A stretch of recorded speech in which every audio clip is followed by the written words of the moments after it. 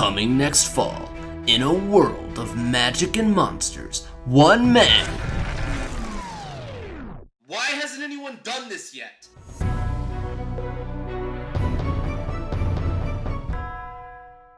Universal Pictures is supposedly in talks with Nintendo to produce a Legend of Zelda animated movie.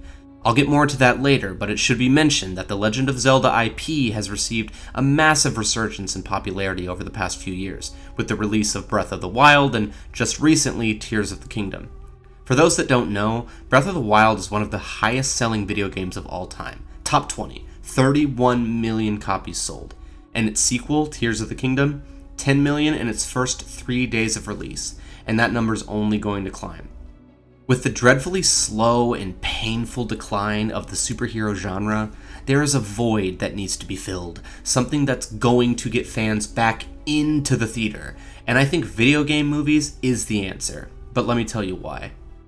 The days of nerd culture or things that are considered geeky being scoffed at are long past. But why bring this up? Why is this relevant? Well, to put it into perspective, back in 2020, the global video game market was valued at $159 billion. And to put that into perspective, the film industry was valued at $41 billion, and the music industry, $19 billion. This means that the gaming industry value more than doubles the film industry and the music industry combined. There are a lot of things, hobbies, interests, what have you, that may have been considered geeky or nerdy, playing video games being a good example of this. At a time, it may have even been a secret guilty pleasure for some who kept their gaming habits to themselves.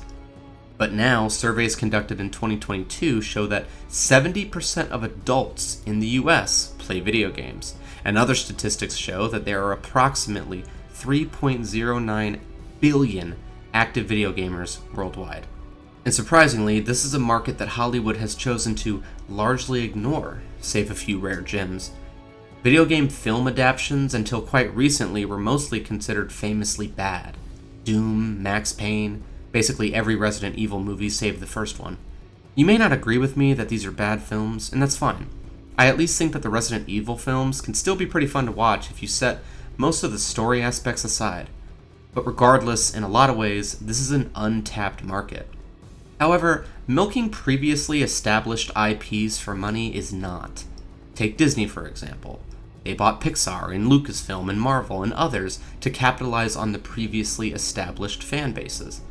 Not to mention, they rebooted nearly every beloved animated film of the past. It's money on the table. Why write a fresh story when you can just make a shallow reimagining of the original and nostalgia will drive people to the theater? From a money perspective, this logic worked. At first.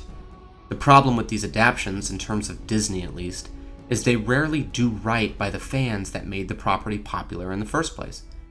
They bought Star Wars, made a mid-film, then a terrible film, a mid-show, then a few terrible shows, farted on it, crop-dusted the fans, and now hardcore fans have largely lost interest in the franchise, and for good reason.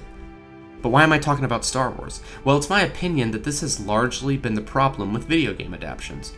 You get people all hyped up to see their favorite characters on the big screen, only to make something that hardly resembles the game to begin with. And this brings us to some modern video game adaptations, such as the Super Mario Bros. Movie or The Last of Us show. Fanservice is not inherently a bad thing. We want to see those characters on the screen, not some cheap writer's reimagined version.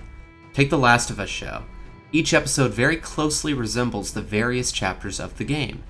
It doesn't have to be shot for shot, but in a lot of cases it was, and that wasn't a bad thing. In terms of the story, we essentially got the same story from the game. And the Super Mario Bros. Movie, it's not a great movie by any stretch, but it's good.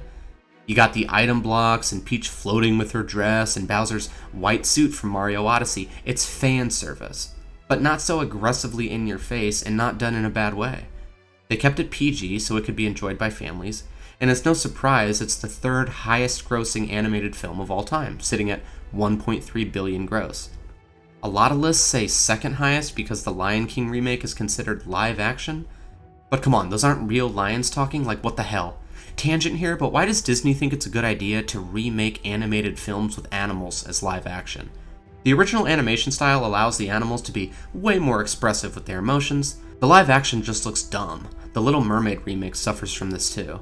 I guess the Lion King remake made $1.6 billion, so I can't really talk trash, but come on. Anyways, the Super Mario Bros. Movie's success, in my opinion, proves that there is a market for these films.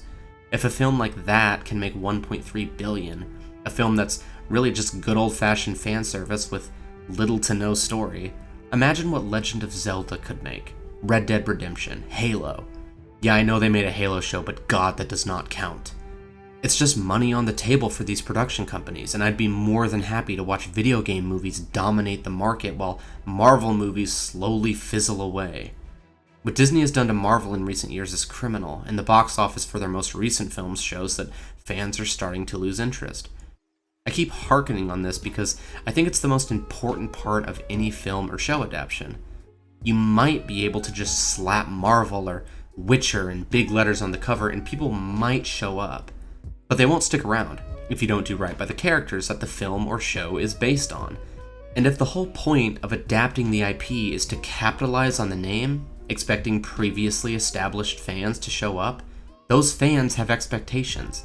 It doesn't make us difficult or toxic, as fans are so commonly referred to nowadays, to have certain expectations of a previously established IP. Pander to your fans first.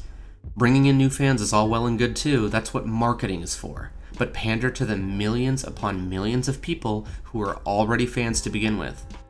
This is to say that just because video game movies may be the next big thing, that doesn't mean they will be good.